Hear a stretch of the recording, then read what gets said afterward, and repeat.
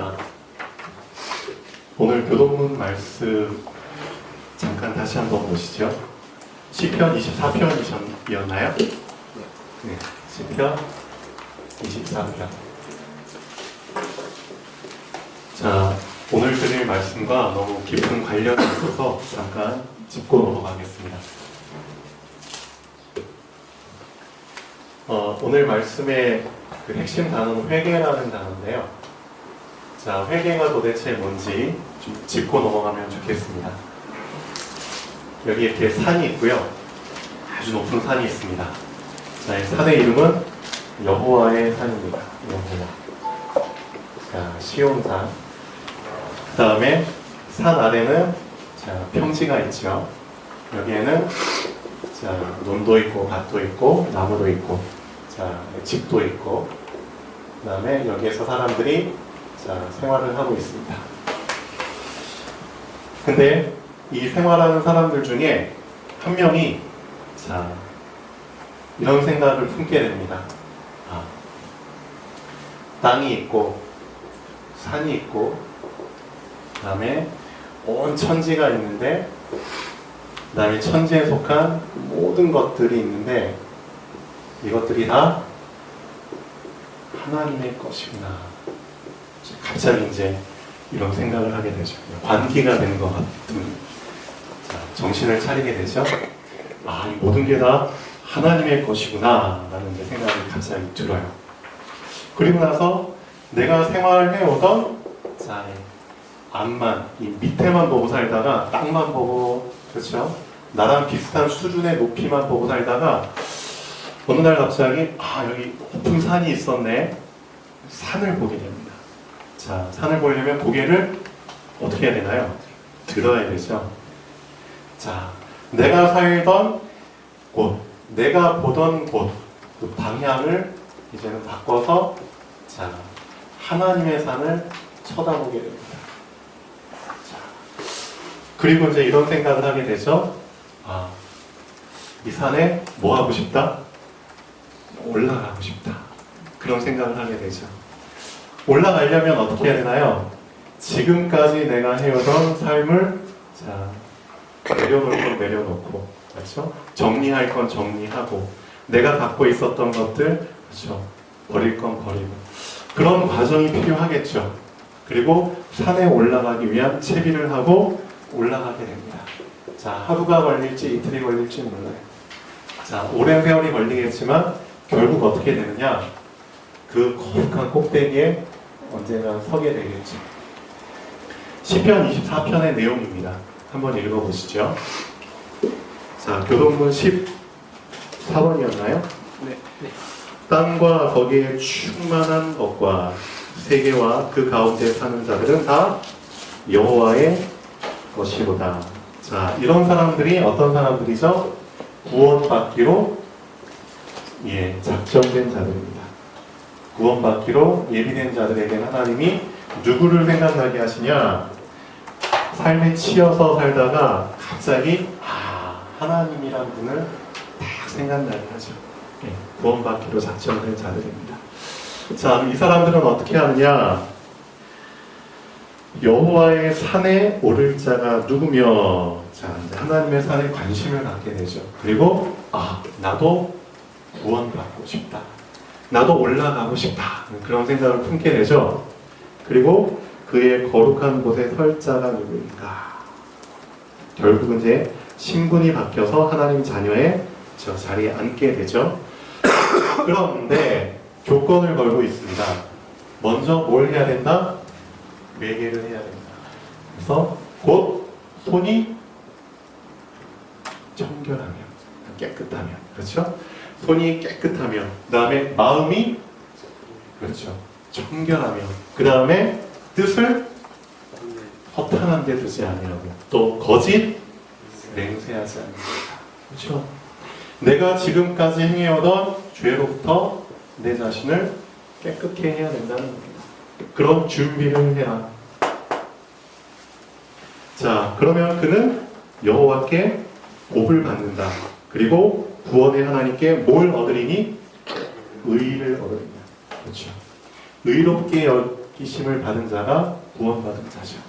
그렇죠? 구원을 받으리니 이는 여호와를 찾는 족속이요 야곱의 하나님의 얼굴을 구하는 자로다. 그렇죠? 우리가 그리스도를 알아가는 과정입니다. 자, 우리는 그리스도를 믿고 있잖아요. 그런데 제일 처음에 제사장 되신 그리스도, 그렇죠? 회개에 대한 부분을 우리가 거치게 됩니다. 아, 내가 살고 있던 이것, 그렇죠? 내 중심의 삶, 내 위주의 삶을 살았던 나. 그런데 이제 하나님을 생각하게 되죠. 회개의 과정, 제사장. 시간표를 거치게 됩니다.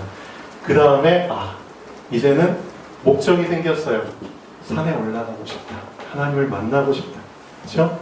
선지자. 인도를 받게 됩니다.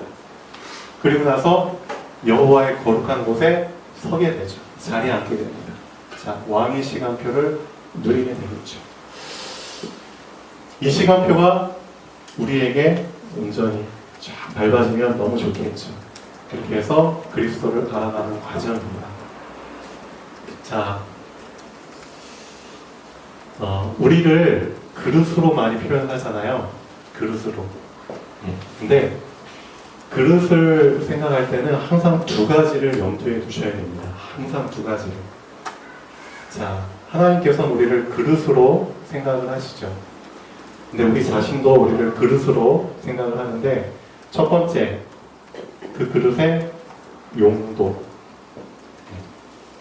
용도를 꼭 알고 계셔야 됩니다. 어떤 용도의 그릇인지. 두 번째, 그 그릇의 분량. 그렇죠? 내가 담을 수 있는 크기죠. 이 두 가지를 항상 염두에 두시고 내 자신을 보셔야 됩니다. 둘 중에 하나라도 놓치게 되면은 좀 삐딱한 삶을 살 수밖에 없죠.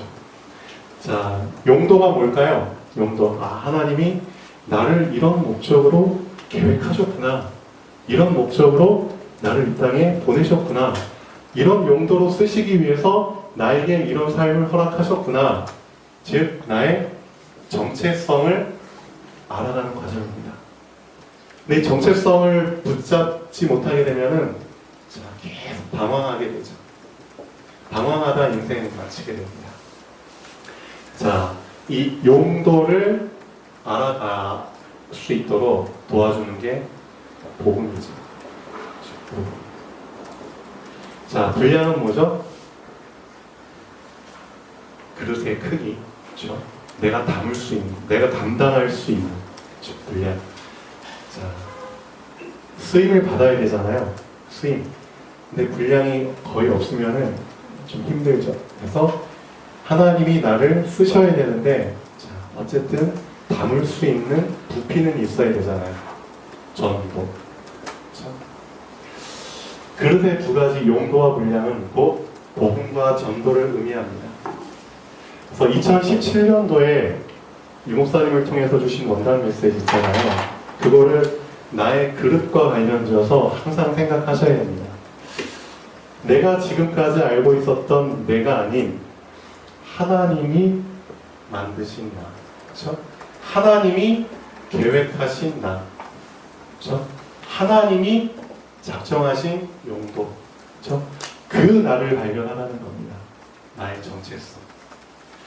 이걸 발견하게 되면은 거기에 맞게 나의 분량을 이제 늘려나갈 수 있는 거죠.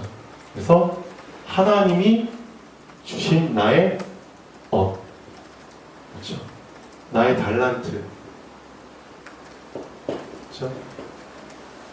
나의 직업, 기능, 분량입니다. 자, 그 다음에 어떻게 해야 되죠? 그릇이 준비됐어요. 용도도 맞게, 용도에 맞게, 분량도 어느 정도. 그러면은 거기에 맞춰서 하나님이 나를 하나님이 원하시는 곳에서, 즉 하나님이 원하시는 현장에서 나를 쓰신다는 겁니다. 나에게 주신 현장, 일터. 그렇죠? 하나님이 계획하신 나, 하나님이 계획하신 나의 하나님이 쓰실 나의 현장, 나만의 이것을 찾으라고 2017년도에 메시지를 주셨습니다. 그래서 여러분은 이것을 지금 찾아가는 과정 중에 있죠. 항상 이 부분을 염두에 두고 기도하시면 될 것 같습니다. 우리는 잘 모르지만 하나님은 선포된 메시지에 맞게, 말씀에 맞게 우리 인도하고 계시거든요. 2017년도 예년과는 다르게 좀 뭔가 새로운 만남이나 어떤 예전에 경험하지 못했던 사건들이나 문제들이나 그런 것들을 한번 종합적으로 좀 분석을 한번 해보세요. 그러면은 이런 결론이 날 겁니다. 아, 하나님이 이 말씀을 이루시기 위해서 거기에 맞게 지금 나에게 만남과 문제와 갈등과 그렇죠? 그런 것들을 지금 허락하고 계시는구나. 그 가운데서 나는 나의 정체성 당연히 찾을 수 있고, 그렇죠? 나의 분량 당연히 준비할 수 있고, 그리고 하나님이 쓰실 나의 현장 당연히 예비가 되어 있는 겁니다. 이 세 가지.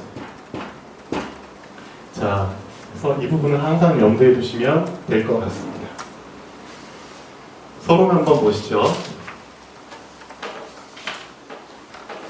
자, 어린아이와 어른의 차이에 대해서 좀 말씀을 드릴 텐데요. 이 말씀을 왜 드려야 되냐면은 세례 요한이 자, 그 당시에 이스라엘 백성들한테 그 회개의 복음을 전했잖아요. 근데 전할 때 먼저 이렇게 얘기를 했습니다. 너희는 독사의 자식들이다. 독사의 자식. 그렇죠? 누가 너희한테 임박할 진노를 피하라고 말했더냐? 너희 독사의 자식의 신분을 바꾸지 않은 상태에서 진노를 피할 수 있을 거라고 보느냐? 아니라는 거죠. 진노를 피할 수 있는 자는 어떤 자들이다? 신분이 바뀐 자들이다. 너희는 너희의 삶을 바꾸지도 않고 너희의 영적인 상태를 그렇죠? 전혀 바꾸지도 않은 상태에서 진노를 피하려고 세례를 받으려 지금 오고 있느냐? 그렇게 지금 세례 요한이 많이 책망을 하고 있습니다. 너희는 독사의 자식들이다. 먼저 뭘 해라? 신분이 바뀌어야 된다. 그럼 어떻게 해야 됩니까? 우리들이 물어보죠. 그때 죄사함을 주실 분은 따로 있는데, 그렇죠? 세례 요한이 죄사함을 주는 게 아닙니다. 회개의 세례를 받는다고 죄가 사해지는 게 아니잖아요. 맞죠? 죄사함은 예수 그리스도께서만이 그렇죠? 하실 수 있는 겁니다. 그런데 죄사함을 받기 위해서 너희는 어떤 준비를 해야 된다? 예, 회개의 준비를 먼저 해야 된다. 너희 그릇을 먼저 좀 깨끗하게 준비를 해야 된다. 그걸 위해서 뭘 해야 된다? 자, 너희 중에 그 두 벌 옷 가진 자 있니? 두 벌 옷 하나 나눠줘라. 그렇죠?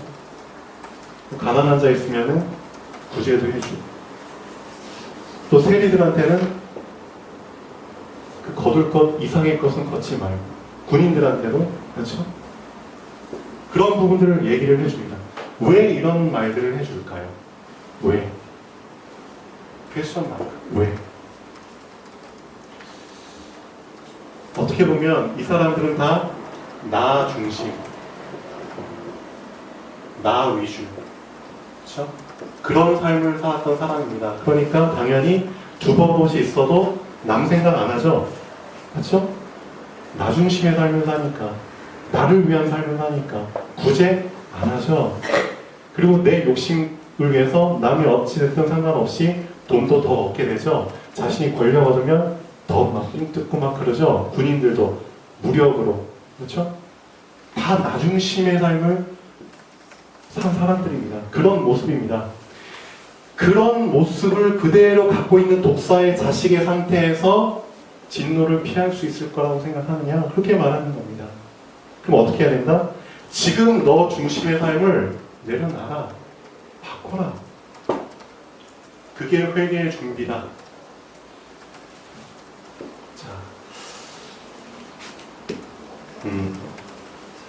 어린아이와 어른의 가장 큰 차이점이 뭐일까요?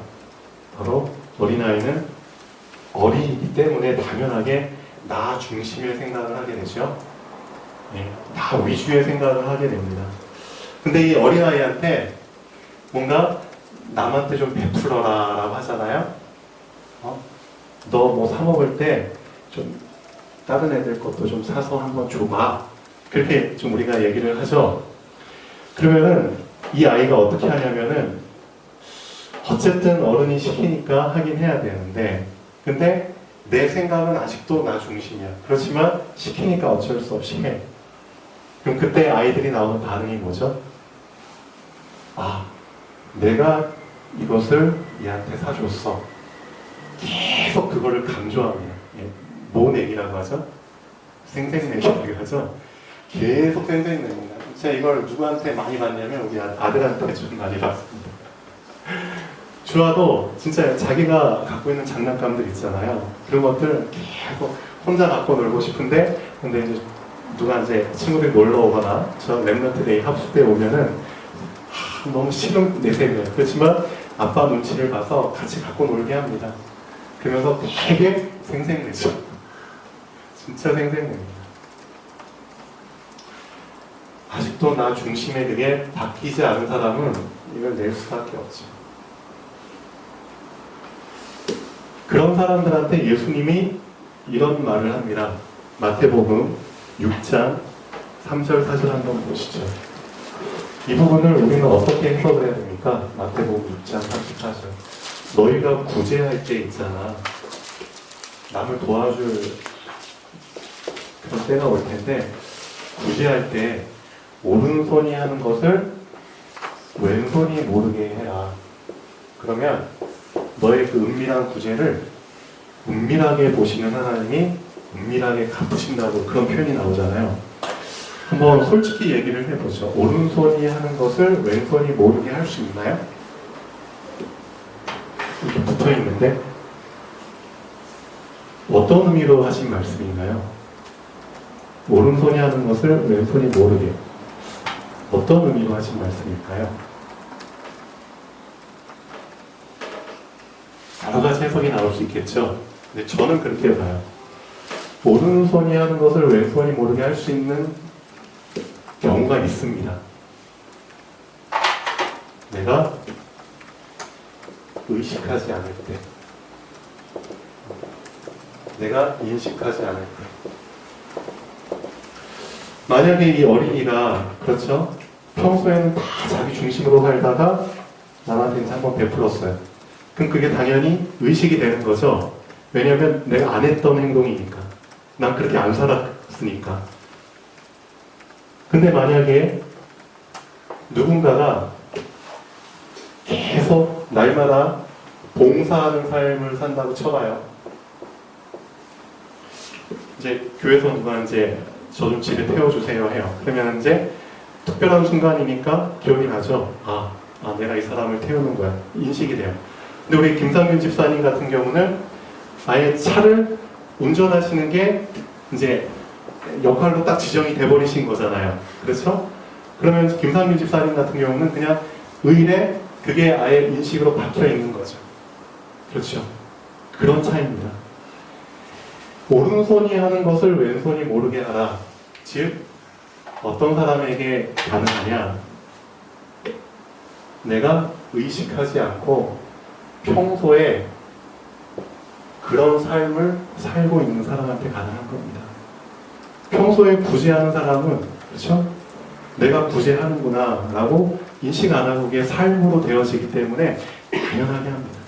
그렇죠? 그게 일상화돼, 그게 체질화돼. 그런 부분을 예수님이 말씀하고 계십니다. 하나님이 내가 이렇게 선행을 베풀면은 하나님이 보시고 나한테 상급을 주실 거야. 계속 그런 걸 염두에 두고 누군가는 계속 선을 베풀잖아요. 선행을 하잖아요. 근데 예수님은 그렇게 말씀하십니다. 은밀한 중에. 왜 은밀한이라는 단어를 쓰셨을까요? 예수님이. 즉 하나님이 나를 지금 보고 계시지 안 보고 계신지도 그냥 인식하지 않고 하라는 겁니다.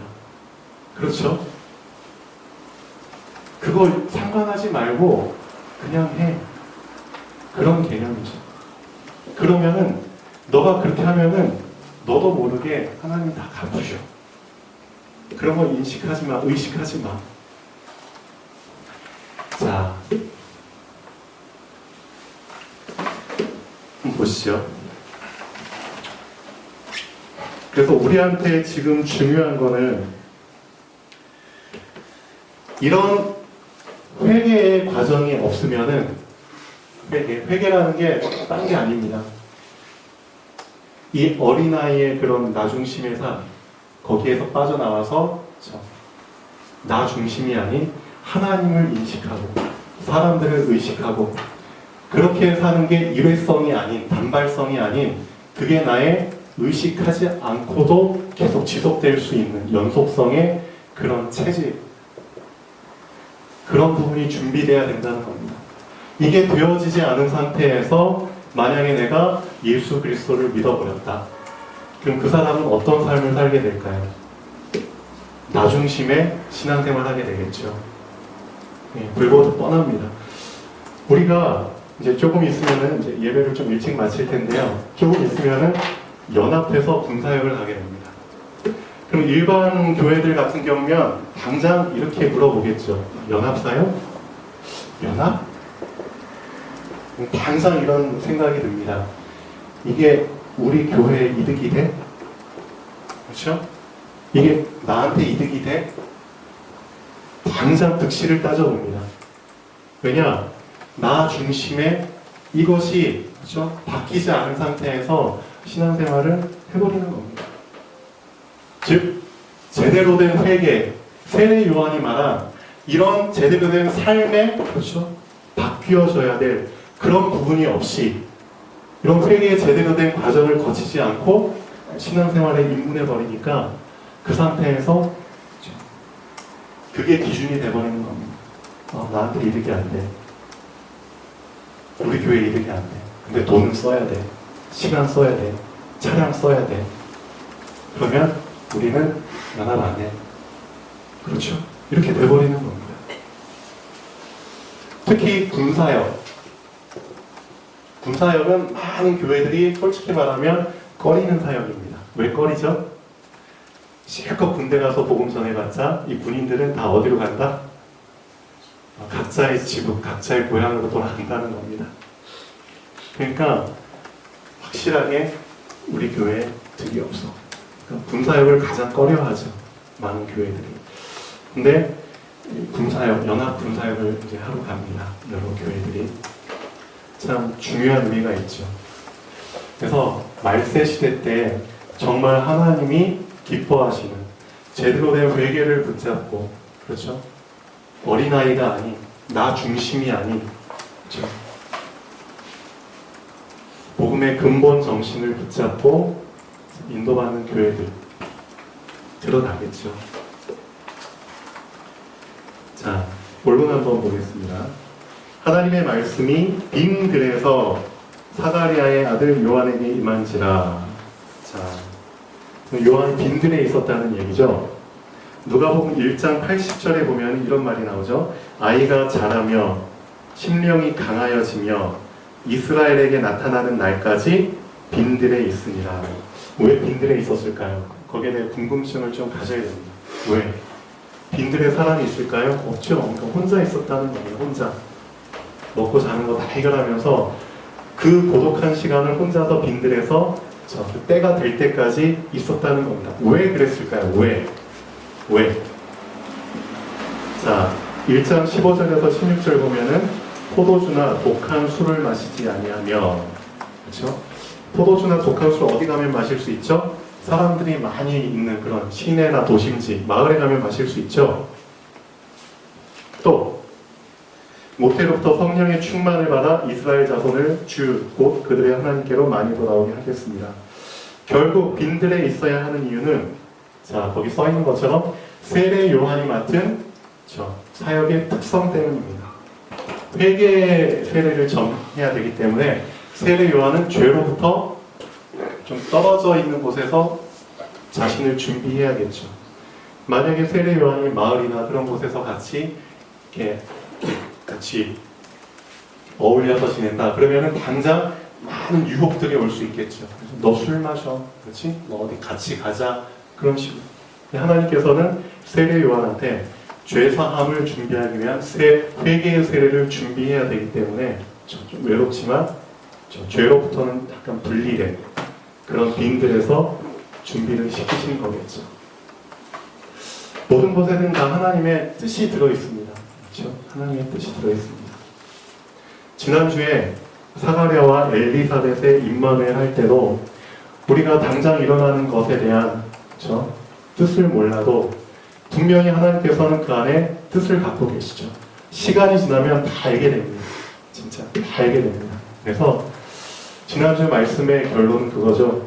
내가 아직 하나님의 분명한 뜻을 발견을 못해도 그렇다고 나의 신앙의 페이스를 흔들면 안 된다는 겁니다. 분명히 세례 요한도 분명히 그 때가 되니까 하나님이 세례 요한에게 회개의 세례를 전파하게 하신 것처럼 우리도 마찬가지로 나를 쓰시는 그 시간표가 분명히 옵니다. 그때까지 나의 신앙의 페이스를 놓쳐버리지 않도록 나만의 규례를 계속 지속하시면 좋겠습니다. 나의 규례를 지속하는 목적은 그겁니다. 나의 신앙의 페이스를 놓치지 않고 하나님이 분명히 쓰실 그렇죠. 현장 거기에서 쓰시는 그날까지 나의 용도와 분량을 준비하는 겁니다. 그래서 나만의 규례를 절대 중단하지 마시고요. 자, 요단강 부근 각처에 와서 죄사함을 받게 하는 회개의 세례를 전파하죠. 근데 세례 요한이 이사야서 40장 3절에서 5절까지를 인용을 합니다. 자, 너무나 유명한 말씀이죠. 자, 높은 산이 낮아질 것이고, 그렇죠? 낮은 골짜기가 메꿔질 것이고, 울퉁불퉁한 것이 평탄하게 될 것이고, 굽은 길들이 곱게 될 것이고. 그러면 왜 이 말씀들을 회개랑 관련시켜서 세례 요한이 얘기를 했을까요? 회개의 단어의 의미 안에는 이게 다 포함이 되어 있습니다. 나라는 사람을 한번 염두에 보고 생각해보세요. 내가 어떤 때는 하늘처럼 높아지죠? 교만, 자만, 그렇죠? 어떤 때는 저 땅 끝에까지 떨어지죠? 낙심, 절망, 좌절, 그렇죠? 나의 영적 상태를 비유하는 겁니다. 어떻게 보면 난 또 어떨 때는 이랬다 저랬다 하죠. 길이만 구불구불해가지고 그렇죠? 방향성을 모르는 나의 모습입니다. 결국은 다 나 중심, 나 위주로 살다 보니까 이런 상태가 되는 겁니다. 어떨 때는 높아졌다가 어떨 때는 낮아졌다가 어떨 때는 막 앞뒤로 갔다가 좌우로 갔다가 그런 나 중심의 영적 상태 이것을 어떻게 해라? 평탄하게 고르게 해라. 그게 바로 회개다. 그걸 지금 얘기해주고 있는 겁니다. 그래서 교만한 것도 낙심한 것도 다 똑같은 수준이라고 하잖아요. 나의 영적 상태를 평탄하게 그래서 나에게 매이지 않도록 그렇죠? 나에게 영향받지 않도록 그런 준비를 하는 게 사실은 회개의 의미 안에 다 들어있습니다. 하나님이 보시는 나 정확히 하나님이 보시는 관점으로 나를 볼 때 나는 교만할 필요도 없고 낙심할 필요도 없고 이리저리 방황할 필요도 없다는 거죠. 그게 바로 나의 정체성. 이런 용도다. 또 나의 분량을 알면은 욕심낼 필요도 없죠. 그렇죠? 진짜 2017년도에 이 두 가지를 내가 좀 경험을 하셔야 됩니다. 맛을 보셔야 됩니다. 나의 용도, 분량. 이게 다 회개랑 관련됩니다. 이사야서 이 말씀과 관련됩니다. 한번 깊이 생각해 보시고 이것을 경험하는 한 주가 되면 좋겠습니다. 자, 여기까지 하고 저는 마치고 다음 주에 이어서 하겠습니다. 기도하겠습니다.